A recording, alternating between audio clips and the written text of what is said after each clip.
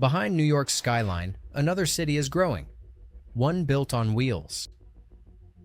Thousands of people now live in RVs, vans, and cars. They're working by day, dodging tickets by night, and sleeping in the only shelter they can still afford. Their vehicles. This isn't van life. This is survival inside a housing market that's collapsed in plain sight. Every night, the glow of city lights hides another truth. New York's fastest-growing neighborhood isn't a neighborhood at all. It's the streets themselves. Welcome to EstateScope, the channel where we expose the hidden forces shaping today's real estate markets. From climate risk to insurance pullouts to overlooked government policies, we break down what's really behind the headlines and what it means for your investments, your home, and your future. If you're into real estate with a twist of investigative reporting, hit like, tap subscribe, and ring the bell icon so you never miss a story that could impact where you live, what you buy, or how you build. Now, let's get into what might be one of the most overlooked real estate catastrophes of the decade. Here's the math that broke the system. In 1968, the average rent in New York City was about $150 a month. By 2025, the median asking rent across all boroughs is $3,700. That's a 1,700% increase. Wages in that same period? They've barely grown 800%. To rent a typical one-bedroom apartment today without being rent-burdened, you'd need to earn $140,000 a year, nearly double the city's median household income of $76,000. For the home health aides, delivery drivers, and service workers who keep the city running, those numbers might as well be fiction. Maria, a certified nursing assistant, paid her rent on time for 12 years. Then her building was bought by a private equity firm. Rent jumped from $2,000 to $3,200. She couldn't keep up. She bought a used Honda Pilot for $8,000 and has lived in it for 18 months. She still works full-time and still can't afford a home. New York's housing crisis isn't just about demand, it's about design. In 2025, over 15% of all new residential construction in Manhattan sits vacant, mostly luxury units priced above $5 million. Meanwhile, the city's stock of apartments under $2,000 has fallen by 48% since 2015. Large corporate landlords, Blackstone, Related, Brookfield, and RXR Realty, now control over $60 billion in multifamily assets. Their business model depends on raising rents faster than inflation. Even Governor Kathy Hochul has admitted, New York's housing shortage didn't happen by accident. It's the result of decades of underbuilding and outdated zoning that has choked supply and pushed families to the brink. Yet the Pro-Housing Compact, her signature plan to add 800,000 units statewide by 2035, has faced fierce local resistance. Analysts say fewer than 12,000 affordable units actually broke ground last year, the 72-hour shuffle. In New York, it's illegal to park in the same spot for more than 72 hours. For vehicle dwellers, that's not a parking rule. It's forced migration. Move or be fined $115. Get 3 tickets, and your vehicle can be towed and impounded, often with everything you own inside. James, a 58-year-old veteran in a 2009 Winnebago, has been ticketed 11 times this year, paying more than $1,200 in fines. Every RV park within 50 miles has rejected him for having a vehicle more than 10 years old. RV parks charge $80 to $120 a night. That's $2,400 to $3,600 a month, more than most apartments. Those that do accept long-term stays impose insurance and registration requirements that are impossible to meet without a permanent address. Health crisis on wheels. Vehicle homelessness isn't just economic, it's biological. Without access to electricity, running water, or sanitation, vehicle dwellers face triple the rate of respiratory illness, double the risk of infection, and higher exposure to carbon monoxide. A 2024 study by NYU Langone found that 46% of vehicle-homeless New Yorkers had untreated chronic conditions worsened by unstable living. Each winter, several people die in their vehicles from hypothermia or poisoning, tragedies that never make the evening news. New York spends millions each year enforcing parking and sanitation laws that do nothing to fix homelessness. Towing a single RV costs the city $200 to $400, plus $50 a day in storage. Last year alone, NYC towed more than 2,300 vehicles linked to homelessness, costing an estimated $1.5 million in logistics, not counting labor or police overtime. Each sweep destroys lives and raises costs. Every van impounded means another emergency room visit, another job lost, another person pushed deeper into poverty. It's a cycle where enforcement becomes more expensive than empathy. Manhattan's clean street operations push people to Queens. Queens pushes them to the Bronx. The Bronx pushes them to Staten Island. Eventually, they cross into New Jersey, farther from their jobs, doctors, and families.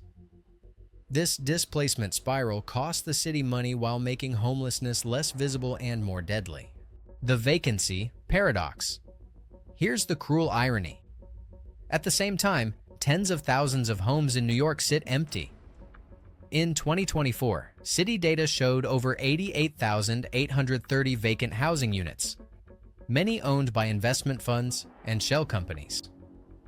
In Manhattan alone, nearly 1 in 5 luxury condos is vacant. While families sleep in cars, glass towers stand half-lit against the skyline, their marble kitchens collecting dust.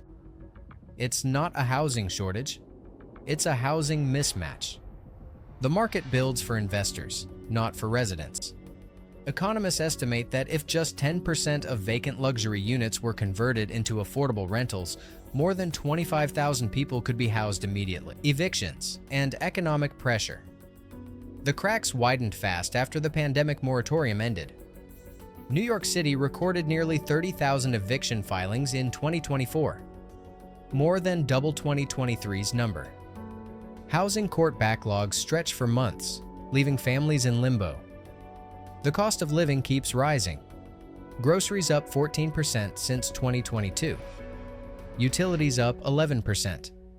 Transportation up 10%. Even full-time workers earning $50,000 a year can't afford a one-bedroom apartment in any borough. Between 2020 and 2025, over 450,000 residents left New York State, mostly working and middle-class families seeking affordable lives elsewhere. As Governor Hochul said earlier this year, we can't keep pretending that affordability will fix itself. If we want nurses, teachers, and restaurant workers to stay, we must build housing that matches their paychecks. Her words are right, but so far, her housing compact has built just a fraction of what's needed. What works in other cities? Across the country, other cities have already found practical, humane solutions. Seattle, San Diego, and Santa Barbara all run safe parking programs.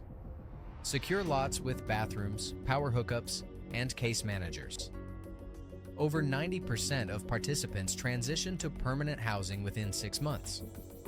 The average cost? $30 per person per night, versus $200 per night for emergency shelters. In Albuquerque, a vehicle triage center repairs RVs, provides mail services, and helps residents register for benefits. It costs about $180,000 a year and serves 600 people, roughly $300 per person, 10 times cheaper than temporary shelters.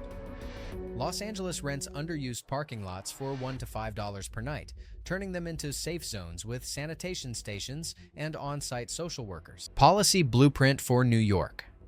If New York adapted these models, it could transform the crisis in months.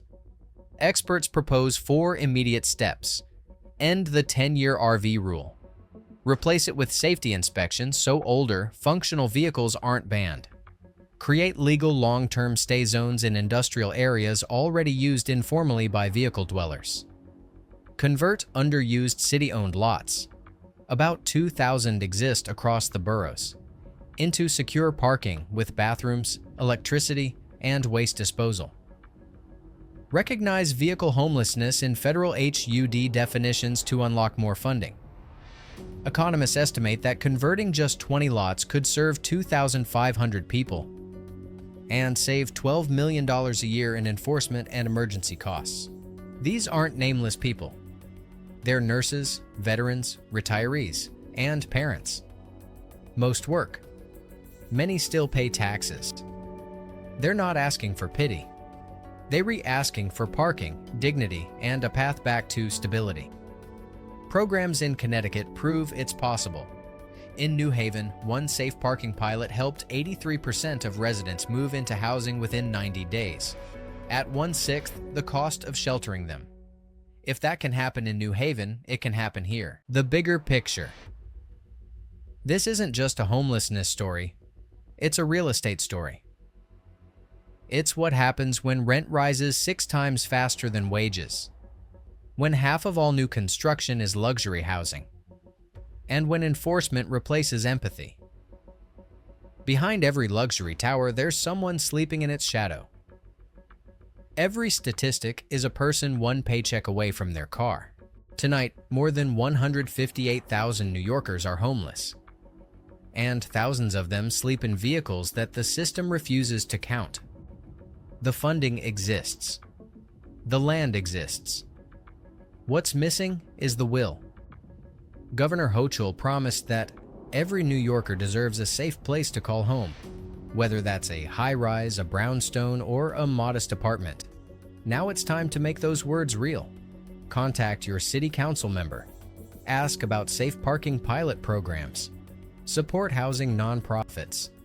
And if you believe every person deserves a safe place to sleep, share this story. Because the bridge back to housing starts with visibility. And with voices like yours, the face of New York real estate has changed. A generation ago, it was mom-and-pop landlords and family-owned brownstones. Now, it's Wall Street.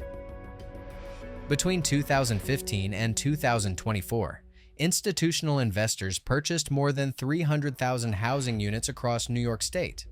Firms like Blackstone, RXR, and Brookfield now control a housing stock larger than some mid-sized cities. The National Multifamily Housing Council reports that the top 10 corporate owners in NYC now manage over 20% of all rental apartments, up from just 6% in 2010. These firms don't think in neighborhoods. They think in portfolios. They trade buildings like stocks, flipping homes for returns instead of communities. When private equity enters, rent hikes follow, sometimes as high as 40% within the first renewal cycle. For the average renter, that's not investment. It's eviction by design. The policy failure decades in the making. New York's housing disaster didn't start in 2025. It was built over decades of neglect. Since 1994, the city has lost over 300,000 rent-stabilized apartments due to deregulation loopholes and luxury conversions. Programs like the 421A tax abatement, originally meant to encourage affordable construction, gave $1.8 billion in annual tax breaks to luxury developers with little affordability in return. Zoning laws froze vast areas of the city in low-density status, blocking multifamily developments near transit hubs. Meanwhile, developers flooded high-demand zones with luxury towers that stay half-empty. Ghost investments for global capital. Housing advocates now warn that without reform, New York will need to build 500,000 affordable units by 2030 just to keep up with population and wage gaps. The human cost beyond the city. The crisis doesn't stop at the city limits. As enforcement pushes RV dwellers from borough to borough, many drive north to Yonkers, Albany, and even Pennsylvania. A 2025 HUD report found a 40% rise in vehicle homelessness across the tri-state area, directly linked to New York City displacement. In small upstate towns like Newburgh and Poughkeepsie, parking lots behind Walmart and Planet Fitness are quietly filling with families fleeing NYC rent. Lisa, a single mother of two, left Queens after her landlord sold the building. She now parks in a Target lot 2 hours north. She still commutes to the city 3 days a week for her job, sleeping in her car between shifts because gas costs too much to drive back. This is what urban failure looks like when it spills over the border. Developers versus dignity. Developers call it urban revitalization. Residents call it displacement. Since 2020, more than 60 new luxury projects have been approved in Manhattan alone, many with starting prices above $1.5 million per unit. Meanwhile, city-approved affordable housing construction lags by 70%. The city touts mixed-income towers, but most set aside fewer than 15% of units for affordable rent. And even those require lottery wins and credit checks that block those in need. In Brooklyn, a former industrial site became a gleaming waterfront development. Studios start at $3,800 a month. Just 1 block away, 17 people live in RVS. Parking meters their only landlords. The skyline grows taller. The streets grow colder. And dignity gets rezoned out of reach. When the system breaks the middle class, it's not just the poor. It's the middle class, the backbone of New York, being hollowed out. In 2024, the average teacher's salary was $71,000. A registered nurse earned $85,000. A restaurant manager brought home about $48,000. The minimum income needed to rent a median 1-bedroom in Manhattan? $130,000. That math doesn't add up. And when it doesn't, people downsize into cars, friends' couches, or long-term hotels. A 2025 survey by the New York Housing Coalition found that 1 in 4 middle-income workers in the city has faced housing insecurity in the past 2 years. Many live in vehicles not because they want to, but because it's the only way to stay close to work. The future of New York housing. So what comes next? Economists predict that if current trends continue, New York's rental vacancy rate will hit 2% by 2027, the lowest in 30 years. Without intervention, more than 200,000 residents could face homelessness by the decade's end. But it doesn't have to end this way. Experts point to public-private models, using city-owned land, modular construction, and rent caps that could create 100,000 affordable units within 5 years. The question isn't whether we can build them, it's whether we will. New York has always been a city of reinvention. But reinvention without inclusion isn't progress. It's amnesia. And when we forget the people who built this city, we risk losing what made it worth building in the first place. Stay alert. Stay informed.